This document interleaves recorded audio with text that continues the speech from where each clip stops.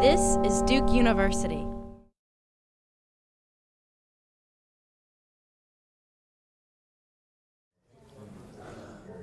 Well, good afternoon, everybody, and welcome to the first Foundation Impact Research Group seminar of this academic year. And thank you all for coming in from the outside when it's such a pretty day, not raining, coolish. It's a great start for the year. Well, it's great to have all of y'all here today to help launch this semester's series, and it's a privilege to have Rick Graber here with us today. Rick is a magna cum laude graduate of Duke University. I was chiding him a little bit because he hadn't been much involved in Duke so far, so we thought we'd initiate his involvement in Duke by inviting him here today. He is the president. After graduating from Duke University, he practiced law in Milwaukee, Wisconsin for 20 years.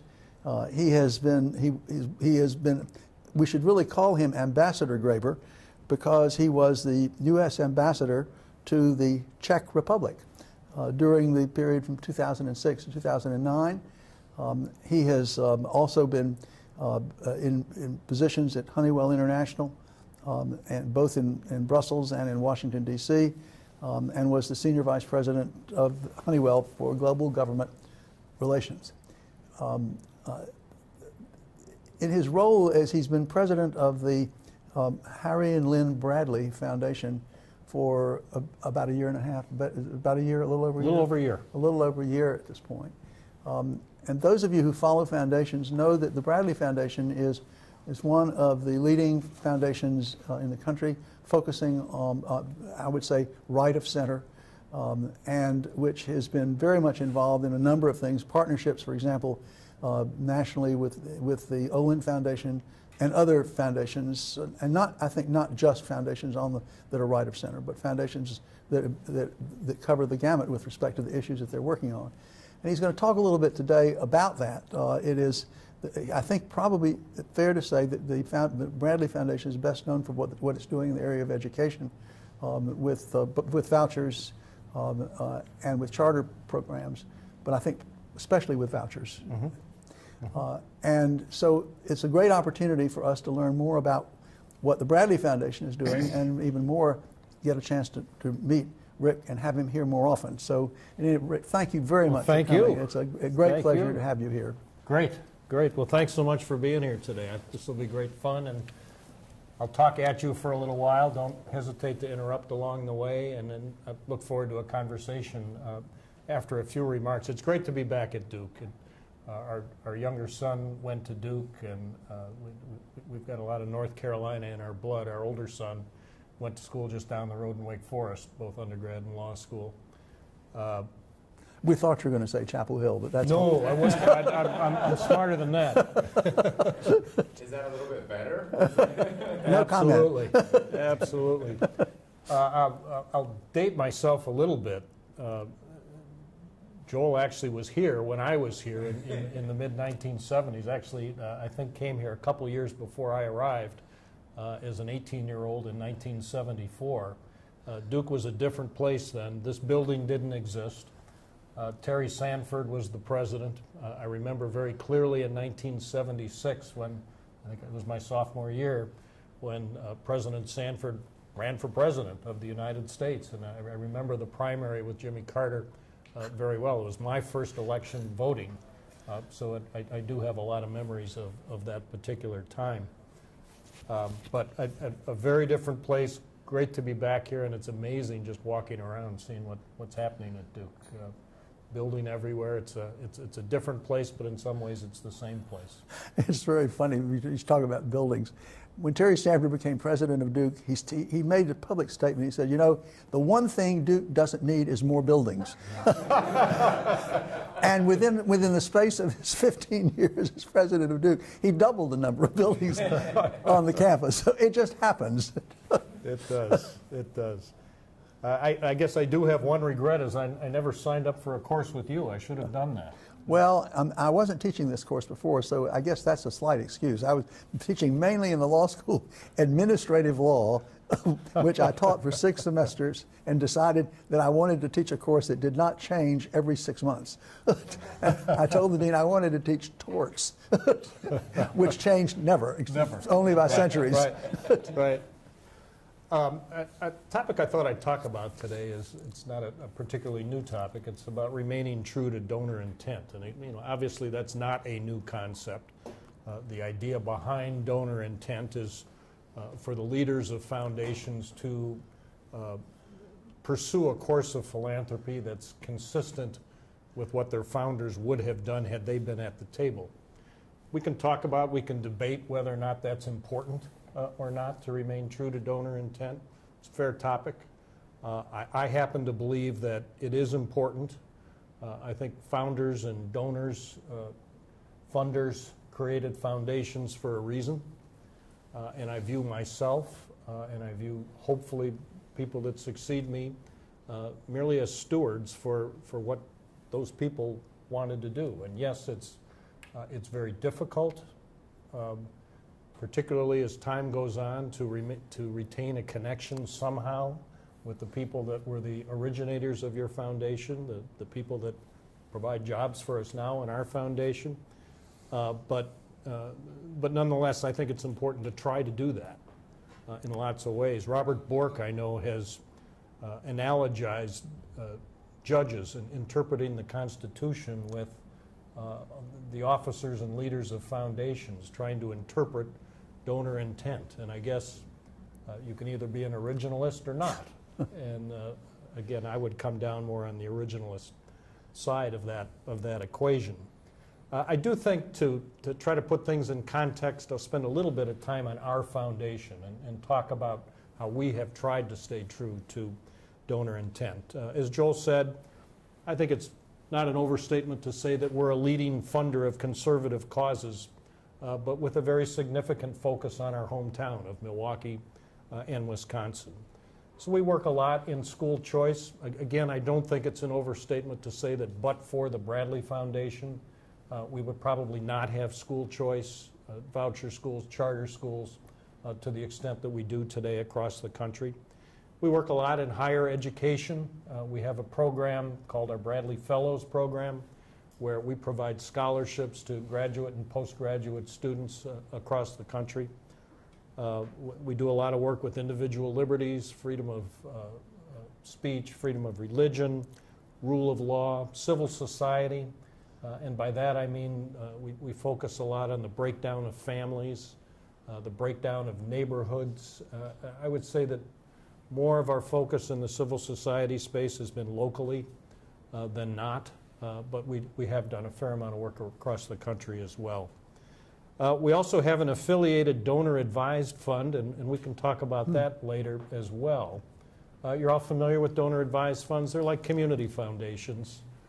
Donors Trust would be another example of that, where we're trying to do two things with our donor-advised fund.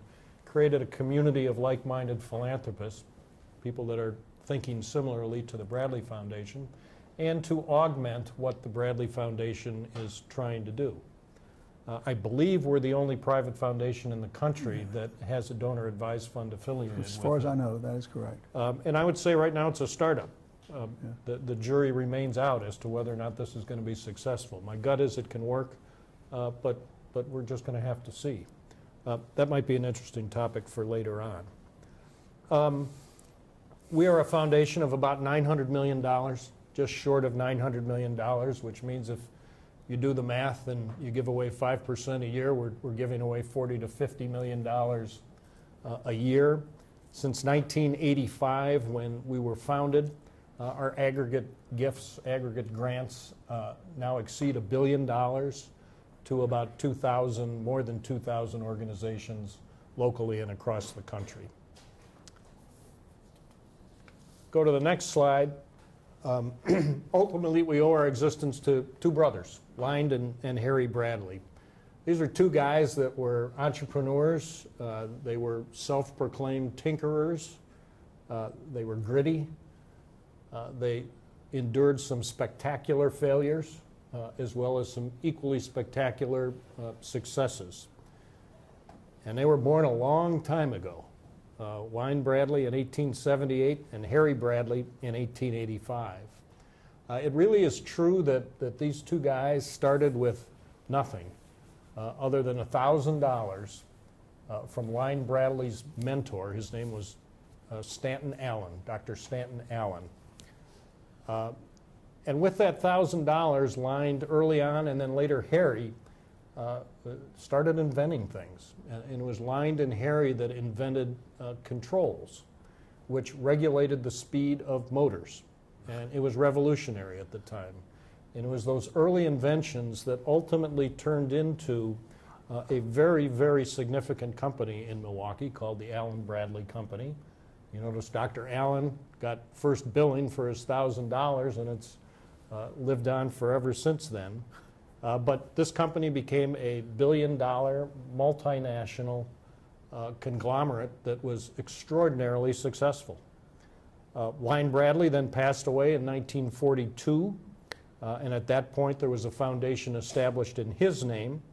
That foundation was later renamed the Allen Bradley Foundation in 1958, and then Harry passed away in 1965 after suffering from either dementia or Alzheimer's, not quite clear, for about 5 years. So it really was the last word that anyone had from the Bradleys was probably around 1960, when Harry Bradley was still cognitively sound.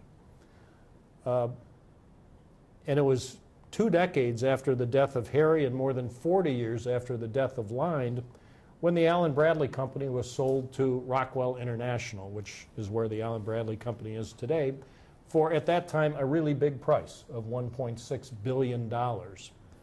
And of those cash proceeds, $290 million went into what is today the Lind and Harry Bradley Foundation. At the time, that moved the foundation from about a $10 or $15 million foundation into a $290 million foundation. So a huge jump, a huge change, which required staff and just a much different way of thinking about philanthropy. There was another event not too long ago, 2013, when the foundation received another substantial infusion of cash, $200 million from the Caroline Bradley Trust. It was not totally expected by the leadership of the foundation at that time. They knew some more money was coming, but they didn't know it was a couple $100 million. Really significant. Caroline Bradley was Lind Bradley's wife. Oh. So interesting there. Today, as I mentioned, we're just about at $900 million in assets. So that, in a quick snapshot, gives you a little bit of an idea what the Bradley Foundation, how it started and where we are today. Next slide. So what do we know about the Bradley brothers? Unfortunately, the number of resources, the number of places to go to learn about the Bradley brothers is not all that many. There's a historian, local historian in Milwaukee that's written a book about the Bradleys, knows a little bit about, actually knows a lot about both of them. That's probably the best source is this gentleman in Milwaukee by the name of John Gerda. There are some letters, there are some manuscripts that have been tucked away in the bowels of the Allen Bradley Company that are somewhat instructive. They're mostly from Harry, not so much from Lind. Little bit of help there. There is very little family left. One of our directors for years was a grandson, one of Harry's grandsons. He's no longer on the board. He was pretty young when Harry passed away, so there's just not a lot of memory there other than some anecdotal things, but not a lot. So you don't have a whole lot to go on, but we do have something. I mean, there are some things that are pretty clear. First, as I mentioned at the outset, these two people, these two brothers, built a company from nothing other than their ideas, their entrepreneurial spirit, and $1,000 from Dr. Allen. They clearly believed in the dignity and decency of every single person, and you saw it in the way that they cared about their employees. They clearly built a very special culture at the Allen Bradley Company, one that And I've been in the corporate world with Honeywell and had a lot of access to companies over the years. They had a unique culture at Allen Bradley that I think to some extent exists to this day. Things like marble washrooms for everyone, not just the C-suite. Sponsored a huge number of company groups. They had company orchestras, company bands, company baseball teams, basketball teams, lots of stuff. Lavish Christmas parties for entire families, big summer parties along Lake Michigan, big stuff. And it's because they cared about their people. They went through some tough strikes. There were some tough times with employees, but they never lost that belief and that passion for their people. And it's just very clear from all you read and observe. They celebrated, as I said, the individual, the community. They love their hometown. They love the city of Milwaukee.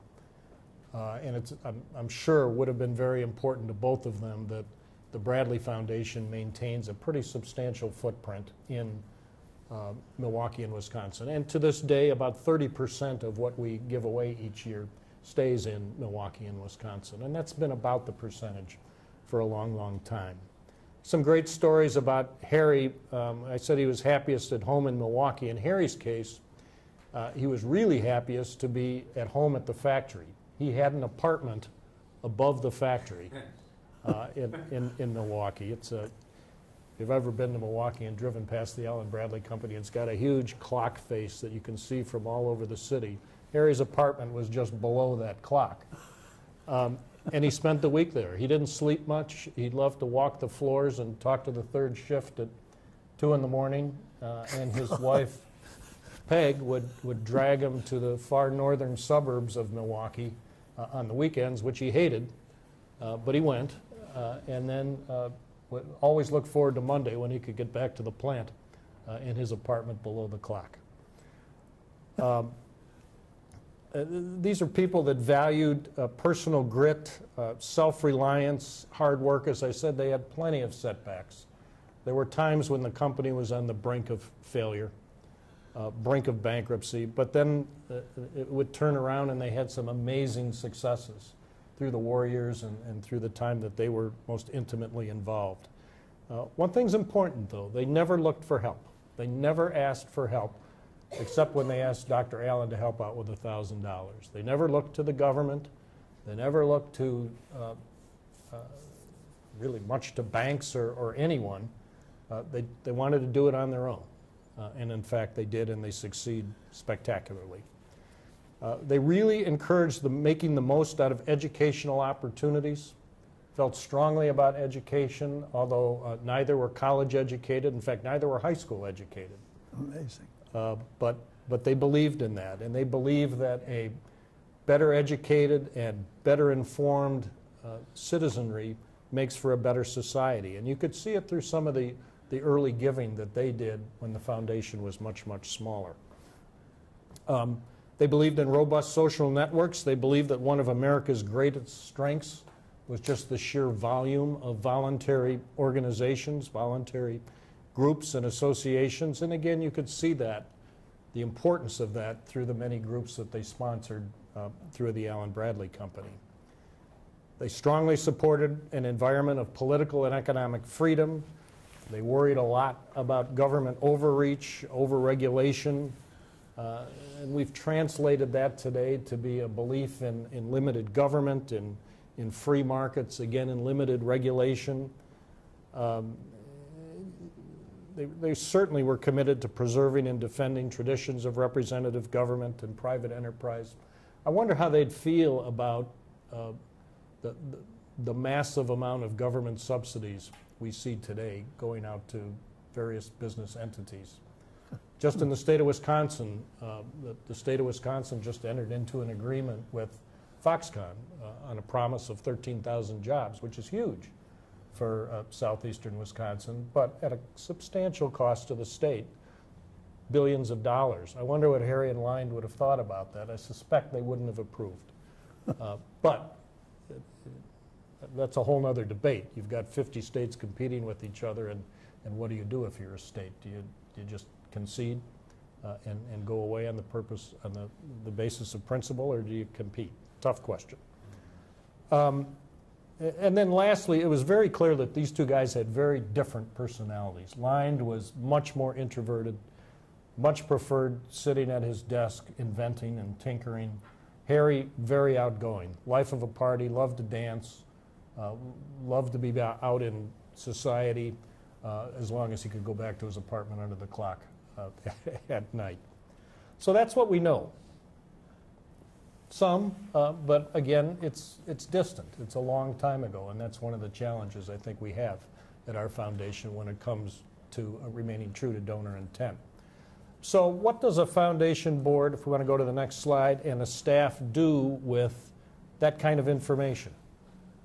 Well, you do what all foundation boards do. You develop a vision statement and a mission statement that you hope is consistent with what Harry and Lynd Bradley would have done. And we came up with a vision and mission. We just went through a strategic planning process that you can see is very, very broad. Envisioning a nation invigorated by the principles and institutions that uphold our inalienable rights to life, liberty, and the pursuit of happiness. What does that mean? The Declaration of Independence. Yes. Yes. And then to further this vision, we're pursuing a mission to restore, strengthen, and protect the principles and institutions of American exceptionalism. And there's no doubt that Lynd and Harry believed that the United States was a unique and exceptional country. No question about that. So we took that step, and that took a lot longer than the couple of minutes it took me to read that to you, but we got there. But then we developed 4 guiding principles that really tries to bring focus to what we're saying in our vision and our mission statement. And if you look at the next slide, it's a fidelity to the Constitution, and you'll see some of the themes that I was trying to talk about with respect to the brothers, with principles of limited government, federalism, understanding the role between the federal government and the states, separation of powers between the Congress and the executive branch and the judicial branch, and of course individual liberties, freedom of speech, freedom of religion. Clearly they were committed to free markets that allow for private enterprise, entrepreneurship, voluntary exchange within the rule of law. And hopefully you're seeing some consistency. A dedication to the formation of informed and capable citizens. That's fancy words for education. Our work in higher education, a lot of work in K through 12 reform, just general public discourse. And it goes back to this notion that the Bradley brothers believe that better informed citizens makes for a better society. And then a commitment to the fundamental institutions of civil society that we believe have been a glue to this country. Families, neighbors, voluntary groups. And having lived and worked in Europe, there's something to that, that just feels a little bit different when you're outside this country. And we think at the Bradley Foundation that we've lost some of that. And we're doing a lot of work, again, particularly in the central city of Milwaukee, which is, I lived and worked in Milwaukee for 20-some years practicing law. Since I've been in this job for the last year, I truly did not appreciate how tough it is in certainly the central city of Milwaukee, but I think the same is true in other places around this country as well. The education system's not working. The family structure is breaking down or non-existent. Really hard subjects to try to tackle and make a difference in. We're trying to do that at the Bradley Foundation. So that's how we got from this admittedly limited knowledge about two brothers to what we hope is a focus for our grant making, these 4 core principles. These are the 4 core giving areas that we try to adhere to. Now, if you go to the next slide, it's relatively easy for boards, if you put enough time and effort into it over the course of a few long days, to come up with mission statements and guiding principles and vision statements and so forth. It's a whole lot harder to translate those words into meaningful philanthropy that remains true to donor intent and to the beliefs of your funders. And I've tried to list what I think are some keys to remaining true. What are the important things to stay true to what your donors would have wanted? And I'm going to start with what may be obvious. It's people. I think you've got to have the right people in place to remain true. Some of you may have read Jim Collins' book, Good to Great, where he talks about what it takes for a good company to become a great company. And his first premise in that book is you've got to first get the right people on the bus. You've got to get the right people before you start trying to figure out how to tackle the problems facing the company. And I think it's analogous. I think the same premise holds true. If you want to remain true to donor intent, you've got to have the right people on your board of directors, and you've got to have the right people on your staff. You can have all the other stuff, mission statements, guiding principles, everything, but if you don't have that, I think it's much easier to drift than if you do. Now, how do you do that? Board of director selection process becomes really, really important. Directors come and go. In our case, and I think probably in most foundations, the directors replace themselves. Yes. So your board is really important. It's got to be a robust process. You've got to have an engaged board. I think that board, when there is a vacancy, should commit the time to face-to-face interviews with candidates. I think there should be multiple candidates. In a perfect world, I think there should be a nominating committee that gets engaged in this and looks across who the possible candidates might be for the board. And in our case, I think our board has accepted that challenge. It's a process that at times, now that I'm on the inside, can be frustratingly long, but I think it's the only way to do it. I also think mandatory retirement is a good idea. I may change my mind in a few years. Are you talking about from the board? Or from the board. We have a mandatory retirement of age 75. And I think some fresh faces, provided they're consistent with mission, it is probably a good thing. I think after a period of time, now this is much harder to do when you've got a family situation with family members still very engaged. Correct. Absolutely. It becomes way harder. We obviously at Bradley don't have that problem. There are no more family members left. What happened to the grandson? After 40 years, and he was on the board long before it was the Lyndon Harry Bradley Foundation, he said 40 years was enough and decided to step down. And frankly, I was disappointed. Yeah, right. But that was recent. very recent, within the last year. Yeah. Yeah. So, robust process. Staff is just as important. Maybe it's more important in some ways. First of all, a board of directors has no more important job than hiring a CEO. It's true in companies, it's true in foundations, it's true every place you have a board. The most important thing a board can do is hire a CEO. And then most foundations are relatively small organizations compared to large corporate. The CEO then is going to be responsible for hiring the rest of the staff for the most part. And I think that process too has to be very robust. If you can, I think the CEO should reach out to other employees where appropriate, get input. I think at times director input is a very good idea. I wouldn't have director input for every single hire in a foundation, but certainly for your senior-most people, probably a good idea. Third-party input, for sure. Check references, check everything you can find out about candidates, just as you would for any hire in any setting. And I mean, clearly, I've learned over the years that hiring people is not an exact science. Sometimes you get it wrong, despite best efforts and best due diligence. When you do get it wrong, don't let it linger. Make a change. In the end of the day, if the fit is not right, it's not right for the foundation or the organization. and it's not right for the employee. And you just have to be willing to have that very unpleasant conversation of parting ways. At the end of the day, I think everyone looks back and you're ahead. It's very clear to me after a year at Bradley, and I'm coming out of a 140,000 employee company at Honeywell. We have 25 at Bradley. Every single person is important.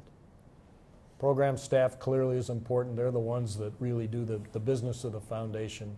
But every person, every assistant, executive assistant, the person who's in charge of maintenance, the person who's in charge of putting board books together, everyone plays a really, really important role. And if you don't have it right with everyone, you're not going to be operating on all cylinders. And I think it's more true, more apparent to me over the last year in an organization of 25 that it's just that critical to have a really functioning, highly effective foundation. So people come first. Also important to remaining true to donor intent, I think, is an engaged board, a committee infrastructure where, and we have 4 committees, as I mentioned, the Constitutional Order Committee, the Free Markets Committee, the Informed Citizens Committee, and the Civil Society Committee. This is an opportunity for board members to vet grants, to challenge grants, to tweak, to at times reject. That robust process with board engagement I found to be really important. Again, as a foundation staff person now and not as an outside director as I was for a while, that can drive you crazy internally because you want everything to go smoothly and you want your recommendations to be accepted. But it is a good thing for boards to challenge and to vet and to not just rubber stamp. Next one, really the same kind of idea, an engaged board that challenges and supports.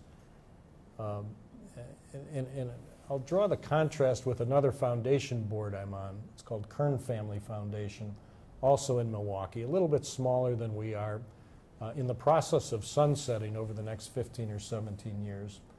In that case, the founder, Mr. Kern, is still very much engaged. He's 90 years old, but he's very much engaged in the life of the foundation. It's a very different dynamic, board dynamic, in that kind of a setting where Bob Kern, still, it's his money. And if ever in doubt about what we should do, you just turn and ask Mr. Kern, and he'll tell you in no uncertain terms what he thinks. So it's a less engaged board in a sense. There's a less defined committee structure in that family foundation situation where the founder is still there. But that will change. I mean, Mr. Kern won't be around forever, certainly not probably through the life of the foundation, and that foundation is going to have to adjust. There will, I think, have to be a much different committee structure and a much different governance approach to grant making than more similar to what we have at Bradley, I think, over a period of time.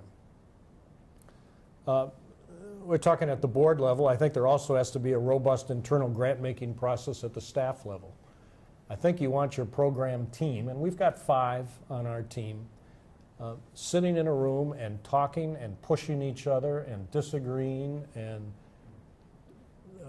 really working at this. And that was not the situation that I walked into. Somewhat siloed, somewhat doing their own thing, not a lot of conversation between staff, and I've really tried to change that in the first year because I just don't think that in this world of philanthropy where it's not as precise, it's not looking at a balance sheet or a P&L at the end of every quarter to see how you did.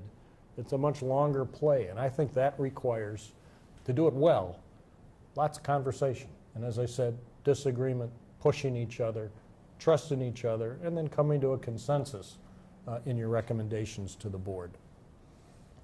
I think periodic strategic planning is a good thing. I found that to be true in every organization I've been a part of, whether it's law firms or government or the corporate world, it's good to step back every now and then, away from the office, with your board, with your senior staff, and just take stock of where you are. Just go through every single thing you're doing and reevaluate. Are we still focused? Are we still achieving what we're trying to achieve? Are we paying attention to donor intent, or aren't we? And I think it's a great discipline to do. Every day we should be challenging assumptions and process. Every day we should be asking ourselves, are we moving the needle? Are we making donor intent a regular part of board meetings? Are we bringing our directors back to the reason we're ultimately there? Or do you get away from that too much? I think it's important to stay focused on that. I said earlier, I think new faces are a good idea. I've had a fair amount of change, people change in my first year. I think it's just healthy for an organization to, not necessarily wholesale changes, but I think some new perspectives, different experiences, people coming in from outside the day-to-day life within the Bradley Foundation is good and healthy. And I think we're a better place today as a result of that.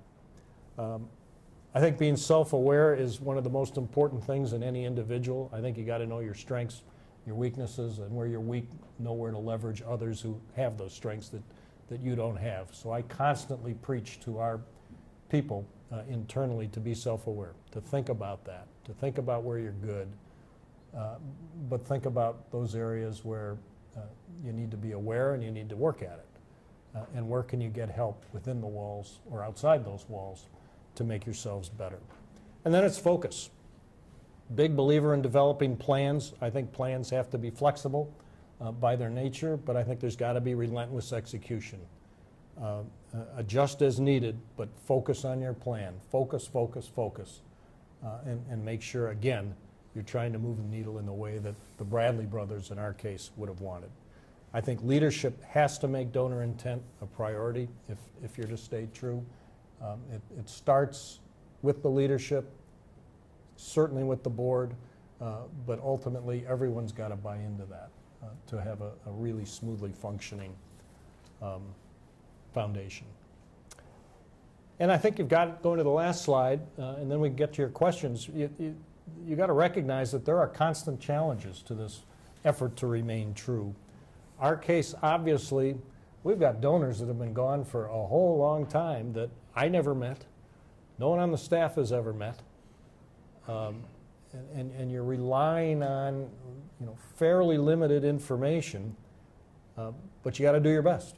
I mean, I do believe we're stewards, and it's not up to us to decide. They decided we've got to follow that course.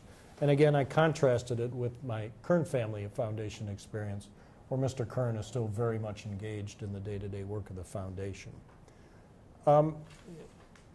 Other challenges, I think that, a foundation like ours is subject to criticism. If you go back tonight and Google the Bradley Foundation, you'll see some pretty harsh critiques about what we do. There are plenty of people that never appreciated and still don't appreciate the work that we've done in K through 12 reform. People just don't like that or don't agree with that, don't agree with our approach on limited government and deregulation.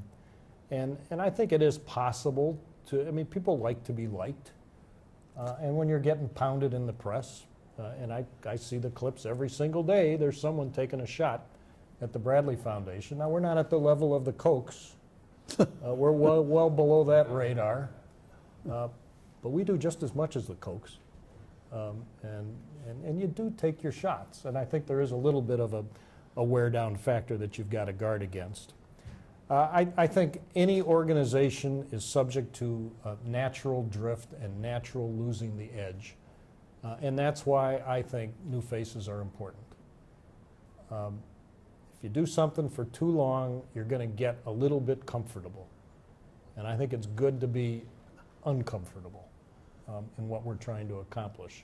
Foundations are trying to change the world, change policies, change big things. and that's not comfortable. And so I think being aware of that natural drift, being aware of that propensity to lose the edge is important, and I think it keeps you motivated and focused and going forward. I think you've always got to guard against board member personal agendas and staff member personal agendas. I don't feel like we're suffering from that now, but I think there have been moments in Bradley history where it probably has been the case. And it's easy to do. You can probably rationalize just about anything. And you've got to constantly say, you know, I'm not in this for me or my causes. I'm in it for the mission that the Bradley brothers created all those years ago. I think it's a problem that a lot of foundations probably face.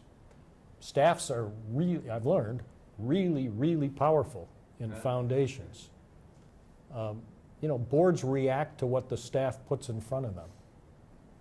So it's very difficult as an outside board member to parachute in 3-4 times a year and really be on top of what's going on and really understand the grant proposals that are placed before you. In a place like Bradley, we do 400 grants a year or so. That's 100 grants a quarter. That's a lot of grantees to try to understand.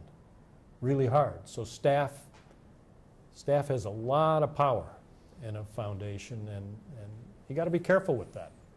It's unelected power. It's you know, it's power that's really not accountable in lots of ways, unless you make it, unless you think about it, and indeed work hard to make sure that, again, you're staying on focus. Sunsetting, I'm sure you might have some questions on that. Many do. Kern Family Foundation is. Bradley is not. There was never anything written or any evidence that the Bradleys intended for this to go away. So we have operated through our history, our almost 40 years, with on the assumption that we won't sunset, but could be an answer when it comes to donor intent. I know Mr. Kern was concerned about what future generations might do with his money, and that's why he made the decision early on that after 20 or 30 years, his foundation was going to go away. I can tell you, sitting 15 years out from that sunset date, or 17, whatever it is, it gets hard to spend a lot of money over a short period of time and do it effectively. So there are arguments on both sides. I mean, we clearly have seen foundations that have drifted off their original intent. I don't think the funders would like that. On the other hand, you've got sunsetting foundations that are going to face some really tough decisions, particularly in the final years. In the Kern case, as I said, we're 17 years away. It seems like a long time, but it's really not that long. And I know you've had the experience, Joel. So I'm proud to say that I think Bradley has largely remained true to donor intent. I think there's been a very deliberate process to ensure that that's the case. I'm hoping that in my tenure that we will continue to remain true. I think we will, but I think it's a fascinating topic and one for which there's no perfect answer to anything. So I enjoyed talking to you. So that's it for today. Thank you all for coming. Rick, thank you very much for being here. Appreciate it. Great pleasure. Enjoyed it. Fascinating.